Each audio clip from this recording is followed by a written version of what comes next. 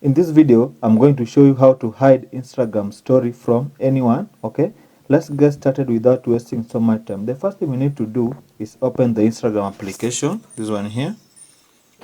And guys, I'm just requesting, if you find this video helpful, remember to like it and subscribe to my channel for more tips like this, okay, because it really helps me. Then click on your profile picture. It is located in the far right at the bottom, this one here. The next thing, you will see the hamburger sign at the top, okay, the top right, or the three bars here. They're normally called hamburger sign. So just click on them, okay. You want to scroll down until you see this place for hide story and live, okay. Then you will click on hide story.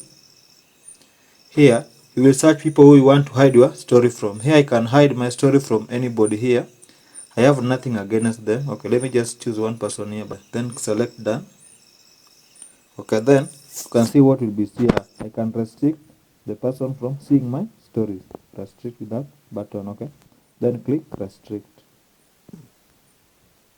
Okay, now the guy will be restricted from seeing my Instagram stories. Thank you guys for watching. Remember to subscribe to my channel and like this video if you found it helpful.